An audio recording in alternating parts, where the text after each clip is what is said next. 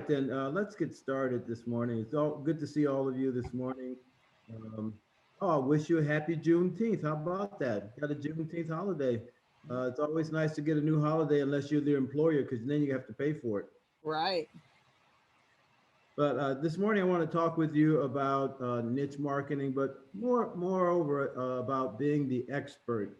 I'm going to go through some slides that will hopefully help you understand why a person who's a specialist is valued higher and compensated better because of their specialty. So Angie, are you all set for us to start rolling it? All right. Did you skip one? Okay. All right, let's go to the next. So I read this book years ago, and it's a really simple book. It's been around for probably 80, 90 years, and it's called Think and Grow Rich. If you haven't read it, it's a quick read. It's really down to earth, but it really will help empower you. So it's by Napoleon Hill, Think and Grow Rich. And some of the things that Napoleon Hill had talked about many years ago, when he was a salesperson, was, you have to have a burning desire for whatever it is you want to do. So if you find yourself in an industry or in a sector of the industry that really is not getting your juices, that when you wake up in the morning, you're so excited that you get to go to work, you might want to rethink, is this really the field that I should be in? Is this area that I really am connected to, or it's connecting with me? So once you find out that field or that area of the sector and the business that you want to be in, then you'll find out that things all typically begin to happen and pull together. You ever think about the time when you bought your a car, you got a brand new car, and then all of a sudden you see another car that's the same make and model of your car. Did it ever happen to you where you drive, you never paid attention before, but now that you got that car, it seems like every other car you see down the road is a similar car to what you have. It's almost like things are kind of all pulling together, the universe pulling all the energy and power together for you. And so once you find your niche and find that thing that really gets your juices going, you'll find that things will come together much easier than those things that where you feel like you're fighting up on an uphill climb. So I really am one who believes in being a specialist. You cannot be a specialist in everything. You have to have the basic knowledge and the basic education. For example, as a realtor, you start out as a agent, and then maybe after a few years, you get some more experience. You decide you want to become a broker. Well, think of it in terms of a physician. Uh, uh, Typically, every doctor, I think every doctor has to go through medical school. But those who want to become specialists and focus on a particular area of expertise, they have to get additional training and more experience in those areas. For example, you could be a general practitioner, but you're not a surgeon. You could be a surgeon, but you're a surgeon in a particular part of the body. Maybe you're a brain surgeon. Wouldn't it be kind of odd to have a orthopedic surgeon working on your brain? That would not be in character, would it? It would be kind of out of character. So I'm going to talk a lot about being a specialist in the real estate space and having a specialized knowledge, which will bring you more value, and it'll give you more feeling of confidence about anything that appears and occurs in that type of a transaction or that type of environment than you would have if you did not get that extra knowledge. So let's move on if we can, Angie. All right, so think about this. Think about, how do you like to get paid? Are you an hourly person? You want to get paid by the project? Or are you a person that would get paid on a monthly basis as a retainer or on a bi-monthly basis? Or are you a commission-based person? The beautiful thing about being in real estate, having a real estate license, it gives you so many doors of opportunities. You can be an agent or broker, and with that license, you can do mortgage broking, right? You can do property management. You can do all these other sectors of real estate, but for the most part, most of us are operating on commissions. I want to have you think a little bit more about getting more of the specialty in an area, and ask yourself, well, would I rather be paid by the project where there's a greater upside, but maybe there's a downside to it too?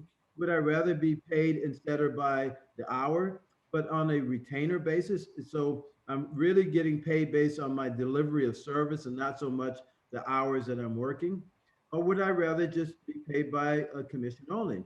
I believe that it's not a bad idea to diversify and put yourself in a position where you can get paid through multiple layers of payment, hourly, by project, retainer, commission.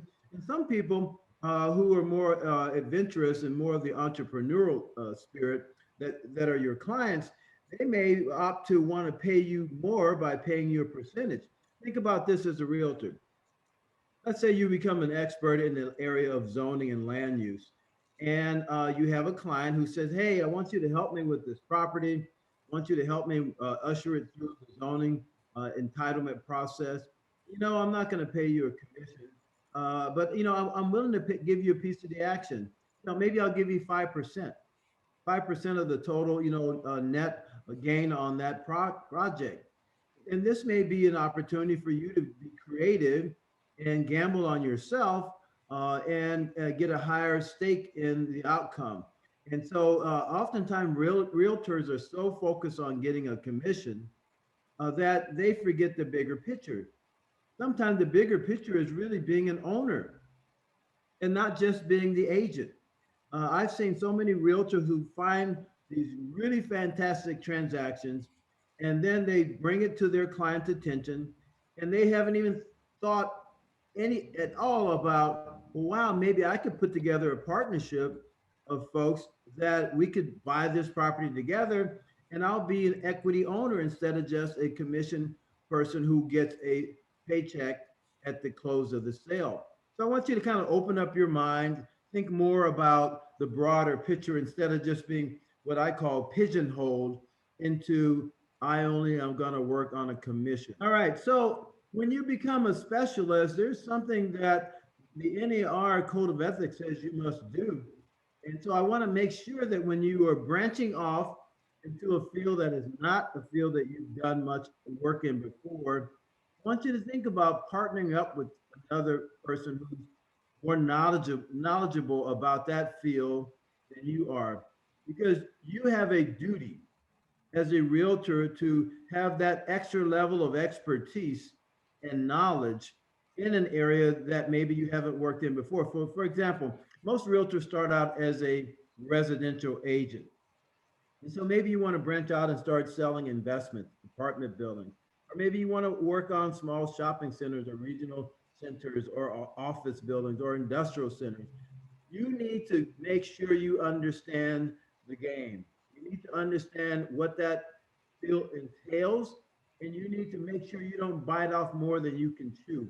Let's, for example, if you're a residential agent, you never did a shopping center before, and now you got a friend or a relative or someone who said, hey, can you help me with my shopping center?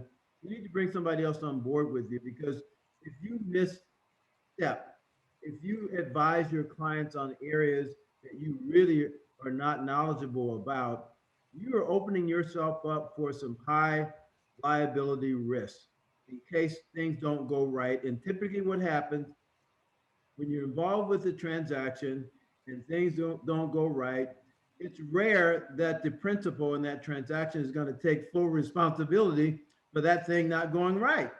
And so what they typically do is they look for whoever has deep pockets or whoever has helped them facilitate that transaction. In many cases, that's you, the realtor. And so you need to make sure you have the knowledge base, because there are lots of issues out there where if you don't have the knowledge base, you can get yourself into a lot of trouble and find yourself into litigation, and you may end up going through a lot of stress just to defend yourself. So the NER Code of Ethics, article number 11, talks about this. It talks about having specific knowledge in the area that you are choosing to work in. And it's, it's not a hard way to do it. You can't just open it up and do it yourself. It's always better to partner with someone who has more knowledge than you do. And then as you get better at it, then maybe you can kind of break away from that partner or that person that you're partnering up with. Mentor with someone, get someone who knows more about that field than you do. Don't be so arrogant or bold or embarrassed to ask for help. Uh, think about this, because it would be really a tragedy for you to not only get a lawsuit against you because of your lack of expertise, but also you could be brought before your local association for a violation of the NER Code of Ethics. So be careful that when you are bridging out, that you make sure you bridge out with someone that has more knowledge than you do. And after you've learned the operation much better, then you can begin to do things on your own or partner up with someone else. Go ahead, Angie. All right, so there are great opportunities out there in the real estate. I call it the real estate space. I started out as a residential agent, and then about 3 or 4 years into it, I became a broker. But I didn't own my own office. I worked under another broker's banner. Oh gosh, for about 8 years before I opened up my own shop. So I wanted to make sure I understood how it was being done. What are the ins and outs, and how do you set up an office? And over the years, I've been in the business now 43 years. I've owned multiple Remax offices. I've owned Coldwell Banker offices. I've owned independent offices. I have a brand, my own brand. So all these things really can help you. If you decide to go to be a franchisee with the company, many of those companies will help you understand how to set up your office, how to do everything in a way that will help you be able to hit the ground running. Coldwell Banker has some great products. Remax does. Keller Williams. There are lots of companies out there now that will help you by holding your hand, showing you how to do it, and also they have many systems in place that you don't have to reinvent, and they have checklists and all these kind of things that will help you branch out into a field that you have not been in before. Go ahead. All right, so I want to talk about some other opportunities. We're coming out of the pandemic. We're not quite there yet, but we're almost there. So I will just share with you a little tidbit of what I found out so far. We'll start out with the retail sector. I'm sure as you drive around, you're seeing a lot of vacancies, in the retail sector. And part of it is because of the forced closure or shutting down of businesses due to the rapid transmission of the coronavirus. And so you're going to see opportunities now that occur post COVID in the retail space, where some businesses and owners want to get back in the game.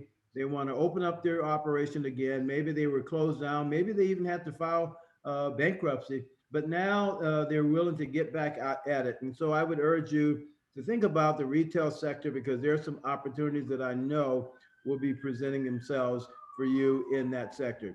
The office sector, behavior has changed quite a bit because of the stay-at-home orders, and because of the telecommuting practices that a lot of companies have put in place.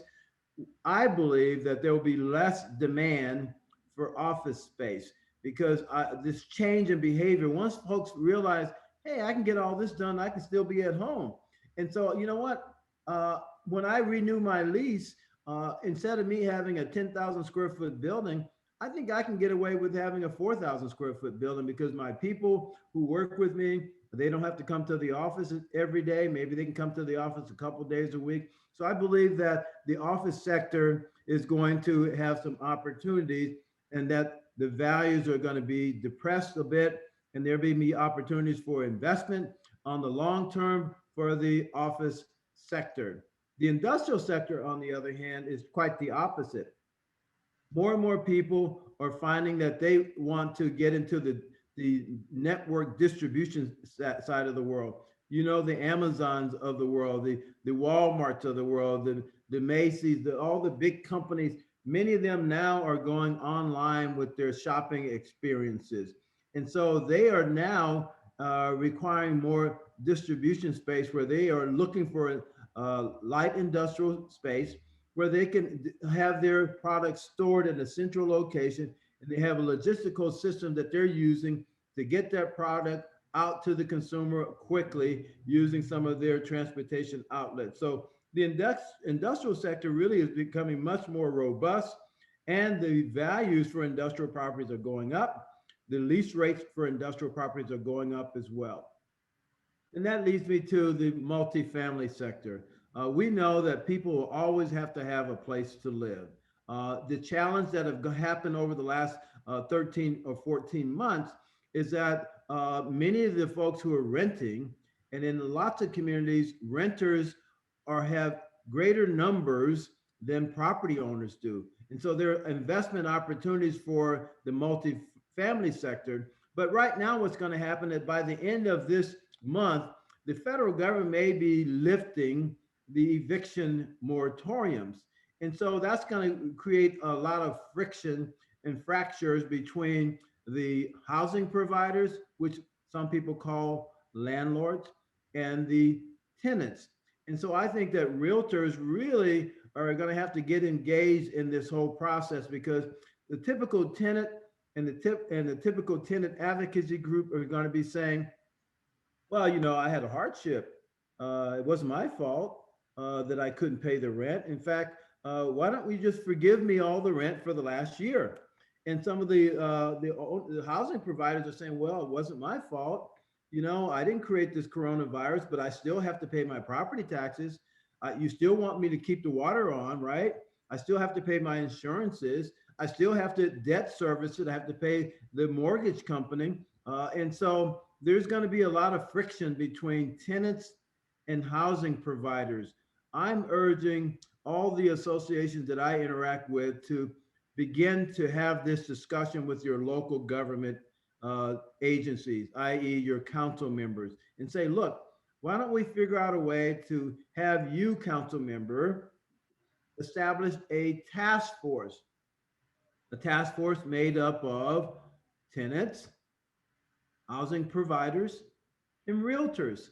Let's get ahead of this fight that we know is going to ensue by having a mixture of housing providers, renters, and realtors who have really great skills of negotiating to figure out how we can solve some of these challenges. The good thing is that the federal government has made available billions, I think, I want to say $46 billion for tenant advocacy and tenant resolution, which they're willing to pay up to 80% of that tenant's rent if the housing provider says we're not going to evict.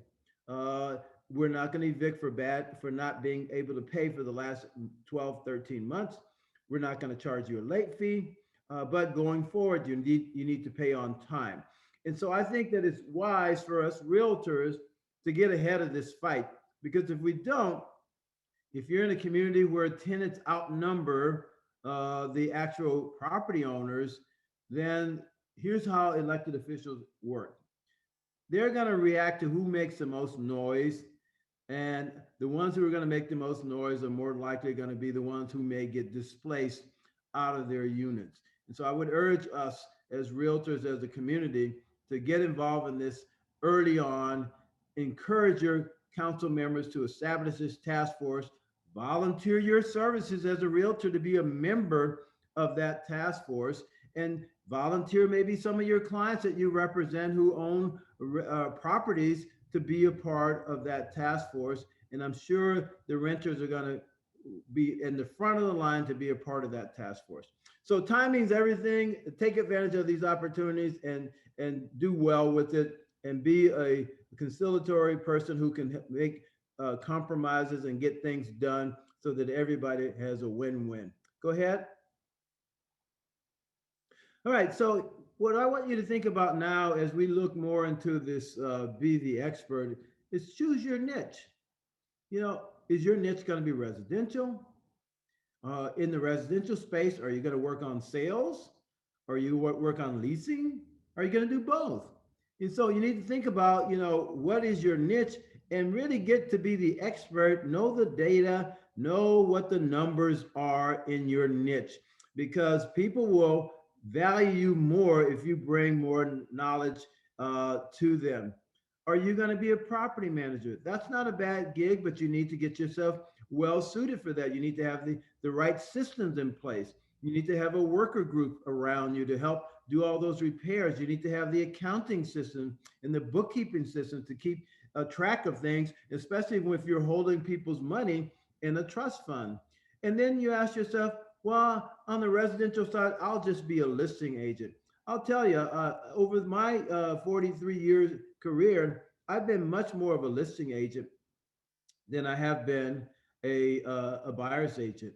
When I worked as a co-banker person, I was a really strong listing agent. And then when I owned my Remax offices, I was a platinum producer year after year. And those of you who know what that means, it means you're making over $250,000 gross income every year. And so how did I do it? Listing. Here's what I found out about listings. Once you have a listing, you got 90%, 95% of the people out there working with you and working for you. And especially in today's market when the inventory is at all-time low. I mean, our inventory in many markets is down by 70 to 80% below what's normal. Did you hear me? Inventory is down 70 to 80% below what's normal. And so what's happening is that people are tired of being cooped up in their houses, from being locked down because of COVID. And there are a lot of folks out there looking, they want to get more space because maybe they were living in overcrowded conditions, which is a greater chance for them to get the virus. And so people are looking to expand out. And so that's why you're seeing all this buyer frenzy. The other part of it is that for the most part, the builders have not been building enough homes compared to the demand for homes that should be built to supply those who want to buy a home or those who want to rent a home. And so we're, as I said a few weeks back, we're about a million two units short in California of the number of units that we really need to have. So being a listing agent today, your biggest problem is going to be reviewing those 30 offers that you're getting. And sometimes we whine and complain about, oh, I got to review these 30 offers. Guess what? I'd rather do that than be the agent who's competing one of those 30 offers, right? So don't whine about being a listing agent. I think I've learned years ago, there was a guy I used to train under, a guy named Roger Butcher. Some of you may have heard of him, right? He used to say, if you list, you last. If you list, you last. And so I want you to focus on the listing side of it if you're going to be in that residential space. Go ahead. All right, so retail sector, as I said earlier, there's some opportunities there. Office sector. Here's what I'm finding out overall about the commercial sectors, and that's particularly the retail and the office sector. Not so much industrial or multifamily. I see a great opportunity. The opportunity I see is that there are in many of the zoning codes an avenue for commercial properties to be converted to residential at a higher density than what is standard for a residential lot. Hold on a moment. Let me get a little drink here. So I think there's some great opportunities. I know at the CAR level, there's a bill, it's called Senate Bill 6. Senate Bill 6 is a bill that will allow, if it's passed by the state legislature and signed off by the governor, it would allow property that is currently zoned for commercial use to be developed as a residential use. And so there's always this tug between too much density, not enough supply of housing, too much density, not enough supply. And folks who've worked hard to build a legacy where they have their own single family house and they're in a single family lifestyle do not want to give up that single family lifestyle for the most part. And so there's going to be this tug. And so when you're having the ability to build higher density along commercial sectors, or where we call transit oriented sectors, where there's public transit that can move people more rapidly, that's going to be an easier sell for the single family neighborhood family and folks who are, we call the NIMBYs. They're going to be less willing to allow you to increase density in a single family neighborhood and more willing to allow you to create more density in a commercial neighborhood, especially in light of the fact that maybe some of these big stores that have been open for years may never open up again. And so why not allow density where we can have more housing available for our workers, and particularly for our young workers? Because the young people, I just did a focus group last night with a number of young people, all different backgrounds, good education, and they felt like there's no hope for them in California. They're looking at moving to Arizona, Texas, Austin, Denver, Colorado, or some other place, and they're saying our dream will never become a reality because we have a college degree, we have all this student debt, we can't get a good job that pays us enough, and so we're staying with our parents. And we love our parents, but that wasn't our dream when we went to college. Our dream was to have our own place. And we don't think at the price that homes are at now in California that we'll ever be able to realize that dream. And so they're thinking about moving. And parents and grandparents, let me tell you what the next step is. When your kids move and they decide they want to start having their own kids, you're going to be torn. You're going to be like, honey, Victoria's going to say, Buck, let's get out of here. Let's go where the kids are at. We want to see our grandkids. And so that's going to be a real tug on you. So I would urge us to focus on figuring out how to keep our young people here. The Buck is young to say, let's focus on how to keep our kids here by providing housing that is closer to us so that we can be an involved grandparents. I've heard that being a grandparent is far more fun than being a parent because you can spoil your grandkids and then leave them with your kids. But as a parent, you spoil your kids, you're stuck with them. So I want you to think about that. Go ahead, Angie. All right. So there are other sectors that you have a license to operate in, and that would be in the business side of business opportunity. I would encourage you to make sure before you start getting involved with selling business opportunity, you get yourself aligned with someone who does that. You get yourself aligned with an escrow company that knows the ins and outs of the codes and how to do the bill of sale.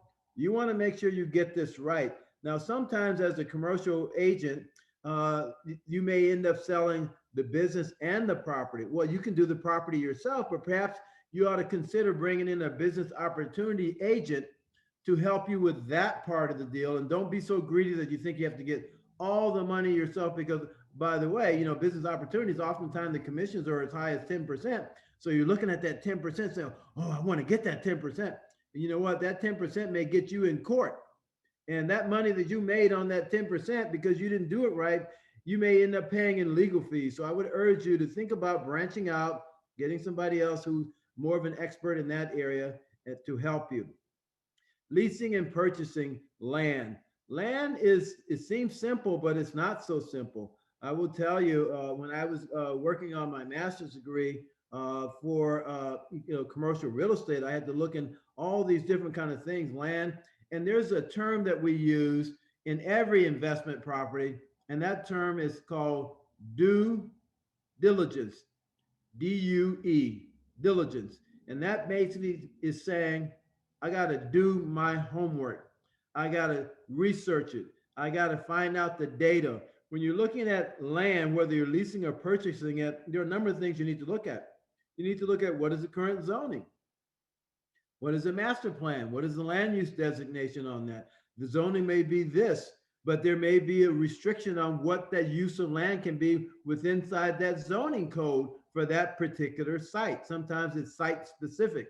So you need to make sure you understand that when you're dealing with land. You also need to make sure well, is this land close to public works infrastructure? Is it close to where the power lines are at? Is it close to where the sewer lines are at? Is it close to where water and other utilities are at? So you need to think about all these things when you're doing land leasing and purchasing. And if you don't know that space that well, again, I'm going to keep coming back to it. Align yourself with someone who does. And that way you don't make a big mistake. Find out somebody that knows more about this than you. Share the commission. Give them half. This is like a teaching lesson that you're getting. You're paying for that lesson by giving a part of your commission to someone who knows a lot more about this than you. And after 2 or 3 transactions, maybe you're comfortable enough to do it on your own.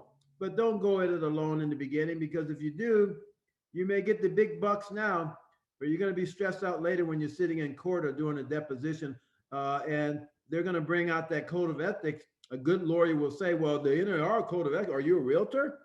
Yes. Well, do you know about article number 11 in the NER Code of Ethics? And you may say, well, no. And then they're going to say, oh, you don't know about it. And then they're going to bring it right in front of you, the code itself, and you're going to be really feeling pretty bad because you're going to be very vulnerable. So leasing and purchasing office buildings, a lot of folks look at office buildings and investment properties based on what they call the multiplier effect. Some folks look at it as the cap rate. What is it? And some folks look at it as the internal rate of return. And folks need to look at always making sure there's a vacancy factor that you attribute when you're doing your analysis. There's no building in the world that's considered 100% occupied, even if it is 100% occupied when you're doing an investment analysis. You always have to attribute some vacancy factor in that analysis. If you don't, you really are showing yourself to not be the expert in that area. So strip centers, this is a great business to be in. Right now, a lot of those strip centers are hurting because they did not have national name brand people who were leasing that space. And so this could be great opportunities for you as an owner, equity owner, or as an agent who's putting together transactions.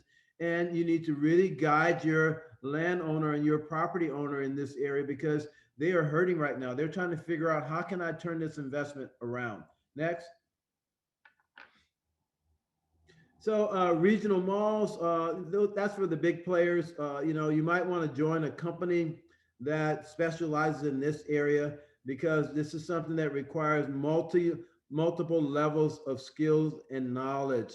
How do you get a big box company there? How do you get a name brand company that's going to take up 20% of the space, which we refer to as an anchor tenant? One of the big Kohl's, or a big restaurant that is in there that could be an anchor to maintain the stability in that regional mall. So leasing and purchasing off industrial buildings, I kind of covered that already.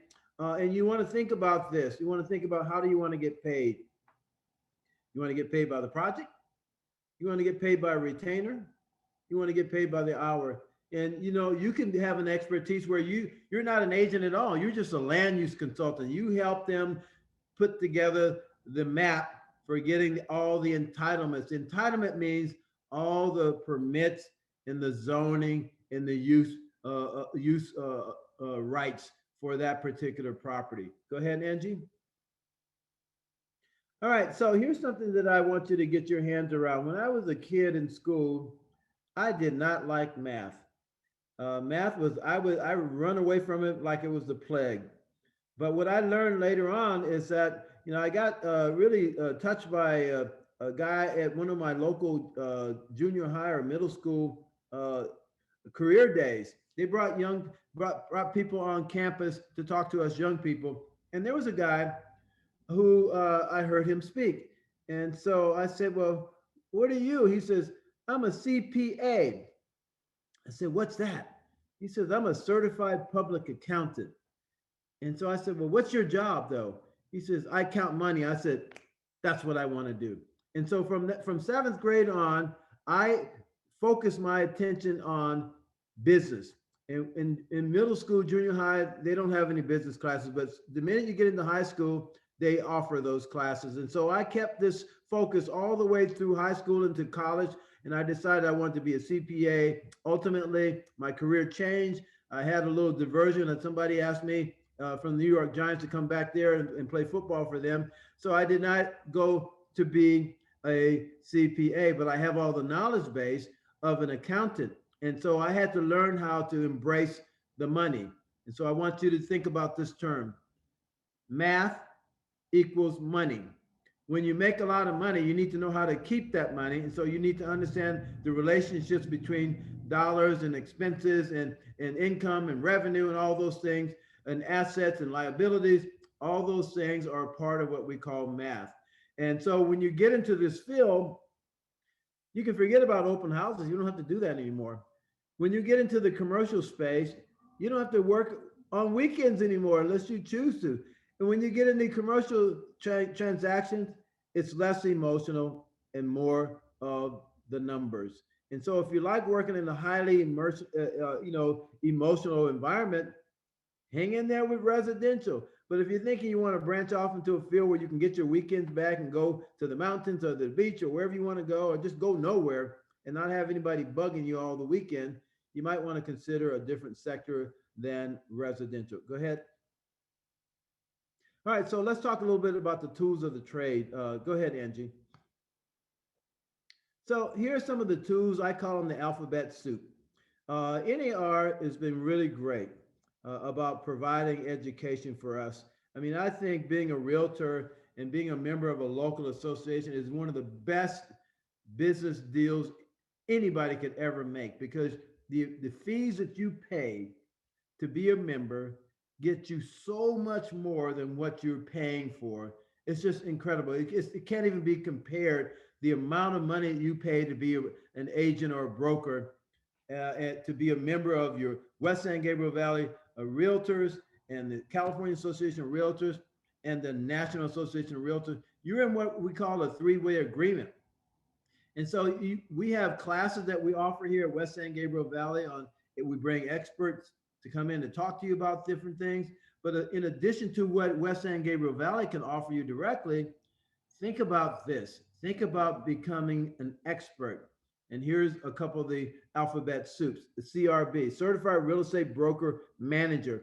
So let's say you want to be, a manager and owner like Buck and Victoria.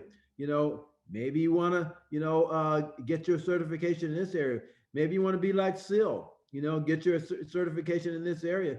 Well, maybe you want to be a property manager. Well, what better knowledge can you get than getting your certification for being a certified property manager? So we have no excuse. If you ever go to court and you're fighting a lawsuit for you being out of your area of expertise, I'll tell you, a good lawyer is going to bring all this to the jury's attention and say, well, did you get your CPM? Did you get your CRS? And so, you have no excuse because it's there. It's available. And guess what? You have to pay for it, but you can write it off. And what I've learned and what I love about this is that sometimes I enroll in these certification courses and I'll go do one. I remember when a friend of mine named Tim Corliss, some of you may remember Tim. He's been gone for a long time, but Tim Corliss was the first one. He and another person created the Seniors Real Estate Specialist, CRES. Tim was saying, Mel, I got this new course that I'm creating, and we're going to have the first presentation of it.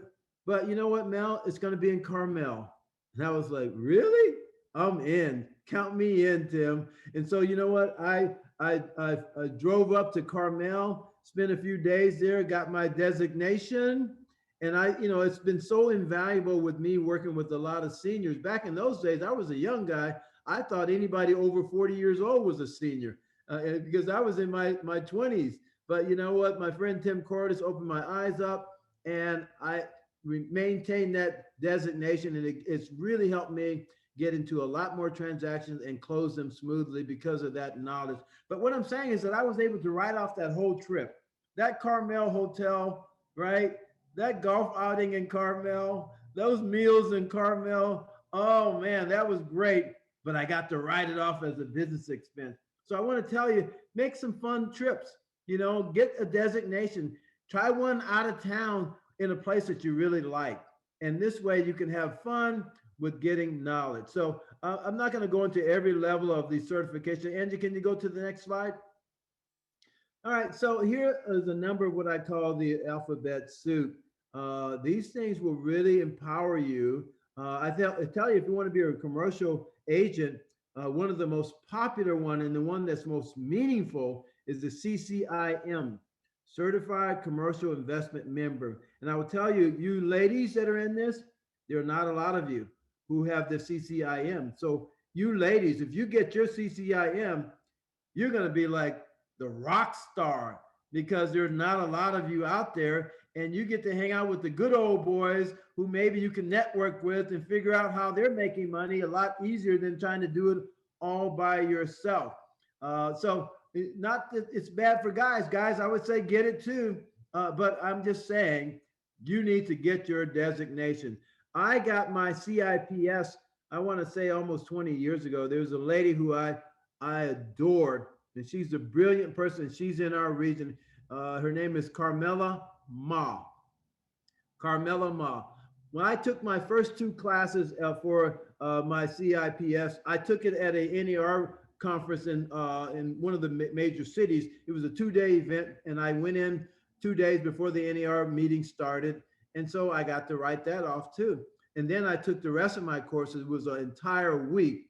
I think it was in Torrance or someplace, and Carmela Ma was the instructor. And some of my friends, there was a lady named Carol Chin. Carol Chin was a realtor for years. She's out of Cerritos. I don't know if any of you know her, but Carol later on became a city council member for the city of Cerritos. So I made some great friends way back when, and I got all this knowledge about CIPS. I know how to present my business card when I'm meeting someone from a different, culture. I know how to respect, different cultural etiquettes from various countries, the Asias, the Americas, the Europes, the Africans, all of that stuff, and the Americans, of course, because that's who I am. I learned all these traditions and all these cultural etiquettes, and so it was great. It was great. Let me tell you what I did when I was 63 years old. I'm 68 now. Oh, who's that guy? Yay. I tell you, that day that I took that photograph, or someone took it of me, was one of the most fun days in my life. It wasn't as much fun as getting married to my bride.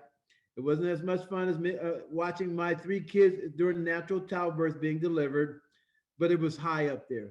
And here's what I did. You see that background that says Realtor University? I had been talking to friends who had went through the program, and they kept saying, hey, Mel, you might want to consider this. And so I just kind of blew it off and blew it off. And then I decided, you know what? I'm trying to figure out, why is housing so expensive in LA? And so someone said, well, why don't you get your master's degree in commercial real estate, and you can do a thesis, and you can figure out why it's so expensive to have housing available in LA. And so I did. I signed up, and it took me 2.5 years. In the meantime, I was running 3 companies at the same time. And I'll tell you, I sat in this chair in my house so often. I was there for like 10, 12-hour days at times, that one day, it's kind of embarrassing, I was sitting in my chair and the bottom fell out of my chair because my butt had been sitting there so long that it just wore out everything. But you know what? I persevered, and 2.5 years later, I have a master's degree, MRE, and it's in commercial real estate. So that opened up so many doors of opportunity.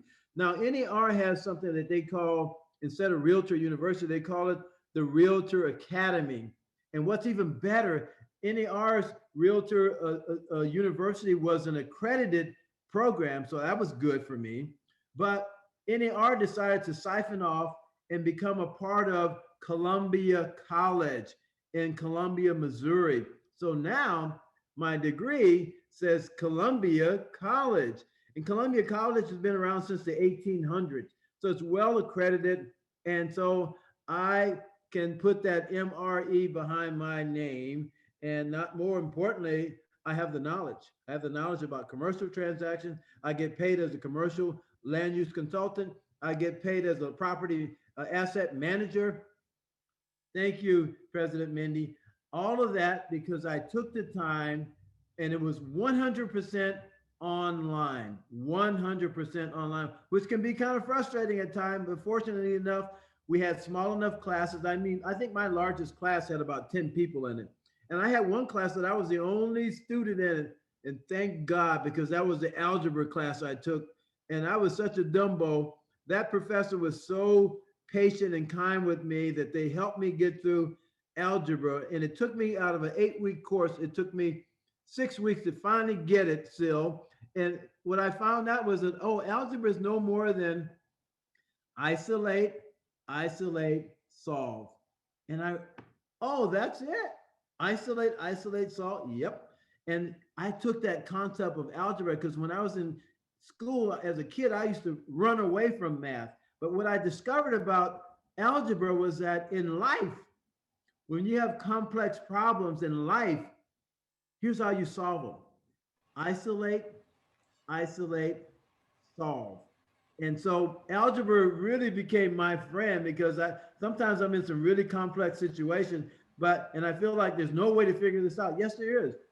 Isolate, isolate, solve the problem. Go I ahead. use algebra all the time, Mel. You do? Yep. You know it then. You know what I'm talking about, Sil. Yep. So I'm telling you guys, don't fight it. Get yourself educated.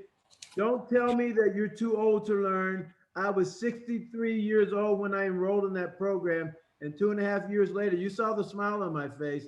I was such a happy camper. I mean, my wife was there. My daughter came to DC to see it, and I had some friends from NER, and it was in competition. I was in competition with President Trump. President Trump was giving a presentation to NER at that time because at the last minute, he said, I'll do it. So some of my friends said, Mel, I was going to come to your commencement, but I got to go see the press, Mel. I got to see the press. So I said, okay, I get it. I get it. No love over here, but I get it. Right. All right. So anyhow, let me just move on, if I can, to some of the tools of the trade that you already have in front of you. One of the tools is the MLS, but it's only a basic tool. You need more than the MLS, and you need to really get comfortable with the MLS because you can track data in the MLS. Zemus, in LA, there's a zoning information system, and a lot of cities have this, where you can go online and you can retrieve the zoning information online. Do not, again, I'll repeat, do not rely on the zoning that's on your title company property profile because many times it is not accurate. And if you rely on that and you advise your client about a property, and maybe the property was zoned a certain way and you didn't know it, and your buyer brought the property based on what you told them, and they find out they cannot use the property for that zone, you're in trouble. So go to the city, their planning department, the community development department, they have the zoning, and they, in many cases, they will give you the information over the telephone, or if you can get it online. And now they're having more in person within the next couple of months. So some of the other networks is CREXI, that's a commercial platform. LoopNet, you can get access to the information without paying a lot of money, and you can get it for free. But if you want to be a member, you'll give you more detailed information. CoStar, very pricey, but very great. They give you not only the comps for leasing, they give you the comps for sales, they give you the names of the owners in the transactions. So you don't have to really dig through who the LLC owner is. They'll give you all that information. I'll tell you, one of the best gifts that NER gave me as a member is NER RPR. There's an NER RPR residential. There's an NER RPR commercial. So you can get this great information. Title companies profile and other information, retrieving documents, NER commercial connection. Let's move on, Angie, because I don't want to go too far over my timeline. So these are some of the specialty fields that we talked about earlier. Just to recap, think about getting yourself more education because specialized knowledge will put you in a better position. Go ahead, Angie. All right, so let's talk about doctors who have specialties. Plastic surgeons, look at how much they earn. Look at how much the orthopedic surgeons earn. Radiologists, dermatologists. Go ahead, Angie. All right, but so you see here, all of these folks are specialists. And if you are going to the doctor to work on your feet, right? You're not going to go see a brain surgeon, right? You're going to get a specialist. So think about being a specialist and look at how specialists are getting paid much more than a generalist. Go ahead. All right, so a generalist as a doctor, low paid salary is 150,000. Average salary is 224. An upper end is 312. But go back, Angie, to a couple of those other slides. See how much more the specialists make. One more, Angie. You see how much more the specialists make? And that's what I'm trying to get you to see in your business. Be a specialist. You'll earn more. You can show your value. Go ahead. Next. All right. So let's go. Let's skip to the next one, Angie, if we can.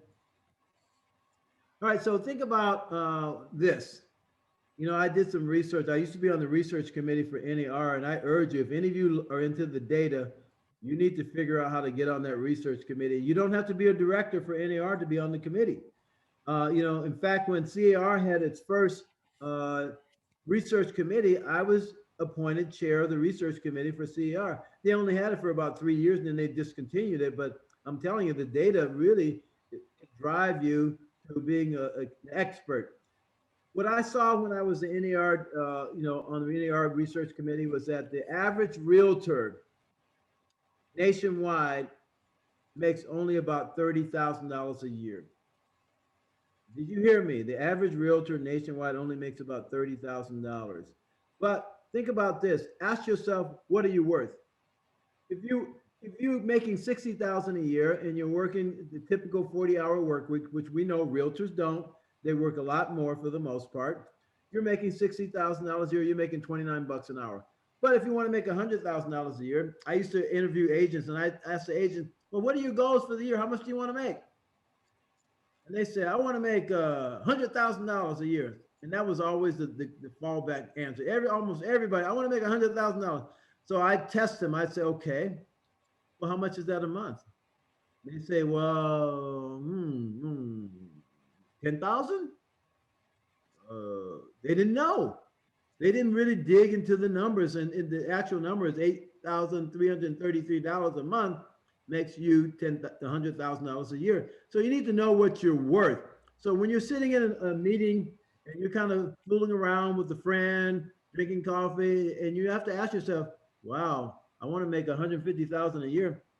That hour of coffee cost me 72 bucks, right? So you need to ask yourself, how much am I worth? And value your time, because if you don't value your time, no one else will either. Go ahead. All right, so I'm almost at the end. So let's talk a little bit about how, as a commercial person and in your niche or somebody in your niche, how you need to expand your network. I call it, you know, I'm from the country. I was born in Alabama and we used to have hound dogs back there. And so the hound dogs have great senses. They can smell, you know, a squirrel in a minute. They can smell a deer or a rabbit. And so you may find that you have hound dogs out there who can help you find a transaction. When I first started door knocking in my beautiful downtown Pacoima, I used to tell the kids in the neighborhood, I said, look, you guys find me somebody who wants to list the house with me. You know what? I'll ask your parents, can I give you $100? And if the parents said yes, when they found out that their friend was thinking about moving, or if they found that their friend's parents were getting a divorce and there was likely to be a sale, they'd tell me. They were my hound dogs. Are you with me? You can get hound dogs by looking in the public records and finding out who's getting a divorce, who's filing bankruptcy. These are hound dogs where you can get information about any level of knowledge that you want to know. Bankruptcy courts, foreclosure notices, you know, divorce courts, all those things will help you snoop out where business is that most people are not looking. Go ahead. All right, so here's some of the benefits of being an expert. You can work around your own hours. When I was a young man, and my wife and I have three youngsters, there was a time when they had to go to childcare and school. What I used to do is, as a realtor, I would just set my appointments around my family, and I still do that. I would tell, if a client said, well, you know, Mel, I can meet with you at this time. I look at my, back in those days, it was a little notepad, you know, a little book that I looked in, date timer book. And I said, well, you know what?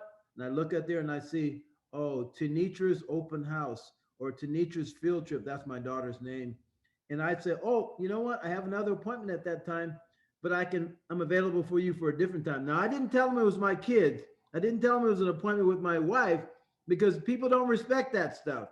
They think you need to be available for them 100%. But when you say you have another appointment and you can't do that, at that time, they begin to value your time more. And so you need to value your time more. Even if you don't have anybody else scheduled, you look at your appointment and say, well, you know what, I'd like to meet you there. Can we meet between this time and that time? And you give them some flexibility. Work schedule.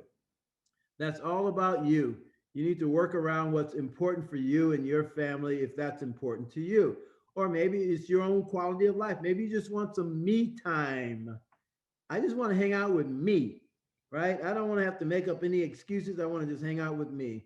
So the benefits of being an expert is you have higher pay. Your hourly rate is higher.